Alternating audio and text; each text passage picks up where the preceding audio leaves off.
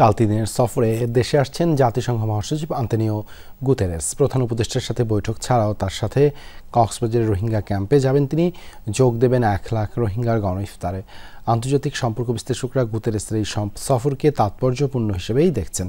বলছেন, রোহিঙ্গাদের ভরণ পোষণ ও প্রত্যাবর্তন ইস্যুতে আর্থিক সহায়তা বৃদ্ধির উপর জোর দেবে বাংলাদেশ। আমি আর ম্যাগি, স্বাদ ও ভালোবাসার দারুণ জুটি ফ্রম নেসলে।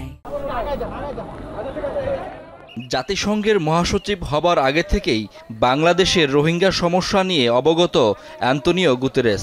সবশেষ 2017 সালে ঢাকায় এসেছিলেন তিনি। গিয়েছিলেন কক্সবাজারে। প্রায় 7 বছর পর এবার ভিন্ন বাস্তবতা ও পরিবর্তিত বাংলাদেশে 3 দিনের সফরে আসছেন তিনি। এবারও রোহিঙ্গা ক্যাম্পে যাবেন তিনি। সাথে থাকবেন খোদ প্রধান উপদেষ্টা ডক্টর মোহাম্মদ ইউনূস। গুতেরেসের সফরসূচি সম্পর্কে জানাতে ফরেন সার্ভিস একাডেমিতে ব্রিফ করেন প্রধান উপদেষ্টার প্রেস সচিব। রোহিঙ্গা ক্রাইসিসটা আবার গ্লোবাল ডিসকাশনে আসবে। এটা নিয়ে নতুন করে মানুষের ইন্টারেস্ট, গ্লোবাল যারা সুপার পাওয়ার বা রিজিয়নাল তাদের মধ্যে ইন্টারেস্ট তৈরি হয়। এটা আমরা আশা করব উনি একটা ভালো মেসেজ দিবেন।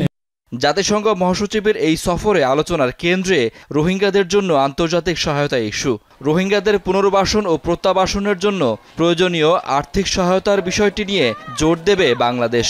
পাশাপাশি আঞ্চলিক স্থিতিশীলতার জন্য রোহিঙ্গাদের প্রত্যাবাসন কতটা জরুরি তাও জাতিসংঘ মহাসচিবের কাছে তুলে ধরার চেষ্টা করবে বাংলাদেশ, এমনটাই মনে করেন এই বিশ্লেষক। রোহিঙ্গাদের প্রত্যাবাসন ছাড়াও রোহিঙ্গাদের কে বাংলাদেশে থাকাকালীন সময়ে যে ধরনের বৈশ্বিক সহায়তা প্রয়োজন সেই বিষয়েও একটা বড় রকমের আলোচনা এখানে হবে। কারণ আমরা দেখতে পাচ্ছি যে রোহিঙ্গাদের পুনর্বাসন এবং প্রত্যাবাসনের জন্য যে ধরনের আর্থিক সহায়তা দরকার সেই জায়গাতে এক ধরনের ঘাটতি তৈরি হচ্ছে। মূলত সেটা খাদ্য কেন্দ্রিক এবং অন্যান্য সহায়তা কেন্দ্রিক। সুতরাং সেই জায়গাতে আমার মনে হয় যে বাংলাদেশ সরকার এবং জাতিসংঘের মহাসচিব জোর দিবেন।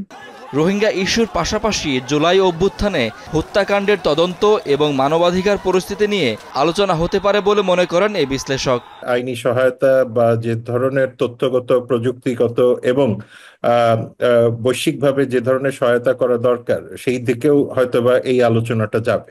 সফর নিয়ে 14 মার্চ জাতিসংঘ মহাসচিব একটি প্রেস ব্রিফিং করতে পারেন। শাকিল হাসান, যমুনা নিউজ, ঢাকা।